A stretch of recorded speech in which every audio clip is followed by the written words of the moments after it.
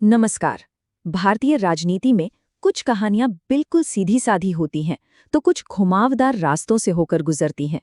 आज हम एक ऐसे ही सफर की बात करने वाले हैं, एक योगी का सफर जो आध्यात्म की दुनिया से निकलकर सत्ता के शिखर तक पहुंचा। ये कहानी है एक संत के मुख्यमंत्री बनने की। इस कहानी की शुरुआत होती है एक बिल्कुल साधारण से नाम से, अजय मोहन बिष्ट। शायद आज ये नाम बहुत कम लोगों को याद हो, लेकिन भारत के सबसे ताकतवर नेताओं में से एक की पहचान यहीं से शुरू हुई थी। तो सवाल ये है कि आखिर कौन है अजय मोहन बिष्ट और कैसे एक आम सा दिखने वाला नाम इतना प्रभावशाली बन गया।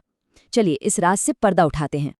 जी हाँ, ये नाम है योगी आदित्यनाथ का। लेकिन वो हमेशा से योगी नहीं थे। तो आइए उनके सफर के पहले पड़ाव पर चलते हैं और समझते हैं कि अजय योगी कैसे बने। जरा सोचिए, उत्तराखंड के खूबसूरत पहाड़ों के बीच एक छोटा सा गांव। वहां एक फॉरेस्ट रेंजर का परिवार रहता था। उसी परिवार में 1972 में अजय का जन्म हुआ। 7 भाई बहनों में से एक अजय की दुनिया राजनीति की चमक दमक से बहुत दूर, प्रकृति के बेहद करीब थी। उन्होंने गोरखपुर यूनिवर्सिटी से साइंस में ग्रेजुएशन किया। मतलब एक सामान्य करियर का रास्ता साफ दिख रहा था। ऐसा लग रहा था कि वो भी शायद कोई नौकरी करेंगे या पढ़ाई लिखाई की दुनिया में जाएंगे। लेकिन किस्मत को तो कुछ और ही मंजूर था। और फिर उनकी जिंदगी में वो मोड़ आया जिसने सब कुछ बदल दिया। उन्होंने संन्यास का रास्ता चुना। ये एक ऐसा रास्ता है जहां इंसान अपनी पहचान, अपना परिवार और दुनिया की सारी चीजों को पीछे छोड़कर सिर्फ और सिर्फ अध्यात्म को अपना लेता है। उनकी ये आध्यात्मिक यात्रा 1993 में शुरू हुई, जब वो गोरखनाथ मठ के महंत अवैधनाथ से मिले।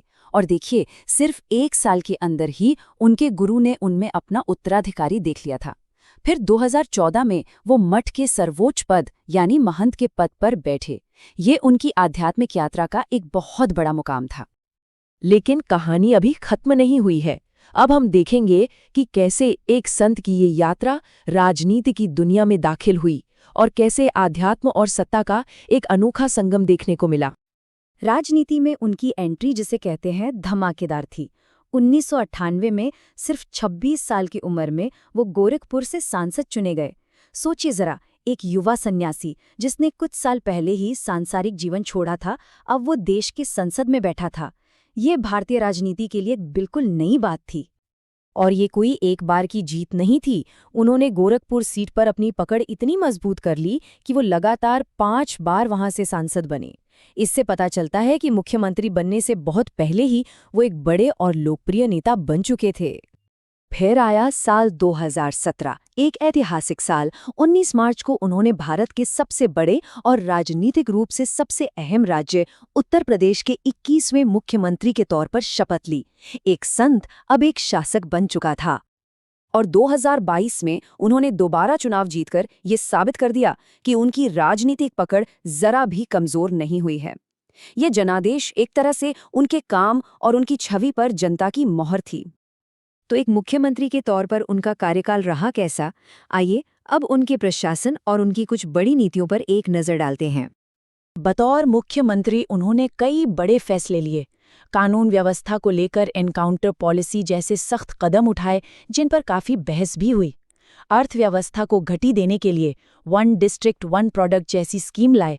बड़े बड़े एक्सप्रेसवे बनाकर राज्य की कनेक्टिविटी को बेहतर किया और अयोध्या में राम मंदिर निर्माण के साथ धार्मिक पर्यटन को भी बढ़ावा दिया।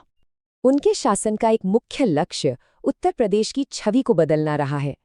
उन्होंने 2 बातों पर सबसे ज्यादा जोर दिया। पहला, राज्य को अपराध मुक्त बनाकर एक सुरक्षित यूपी बनाना, और दूसरा, उद्योगपतियों को आकर्षित करके इसे एक निवेश अनुकूल राज्य के तौर पर स्थापित करना। और अब आते हैं इस कहानी के सबसे दिलचस्प हिस्से पर, उनकी दोहरी पहचान। वो एक ही समय में एक संत भी हैं और एक शासक भी। चलिए देखते हैं कि ये दोनों भूमिकाएं एक दूसरे पर कैसे असर डालती हैं। उनकी पहचान में ये 2 पहलू साफ साफ दिखते हैं। एक तरफ उनका संत रूप है, सादा जीवन, कड़ा अनुशासन और एक मजबूत विचारधारा। तो दूसरी तरफ उनका शासक रूप है, जो कानून व्यवस्था, विकास और बड़े बड़े प्रोजेक्ट्स पर ध्यान देता है। उनकी पूरी राजनीति इन्हीं 2 ध्रुवों के बीच एक संतुलन बनाती है। वो खुद अपने शासन को किस नज़र से देखते हैं, उनका ये कथन शायद इसका सबसे अच्छा जवाब देता है। जनता की सेवा ही सबसे बड़ा धर्म है।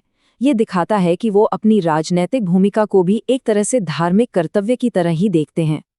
योगी आदित्यनाथ का ये पूरा सफर हमें एक बड़े सवाल पर लाकर खड़ा कर देता है। क्या एक धार्मिक नेता एक असरदार प्रशासक हो सकता है? उनकी कहानी इस सवाल का एक जवाब देने की कोशिश करती है, और ये बहस शायद हमेशा चलती रहेगी। ये एक ऐसा सवाल है जिस पर सोचना वाकई दिलचस्प है।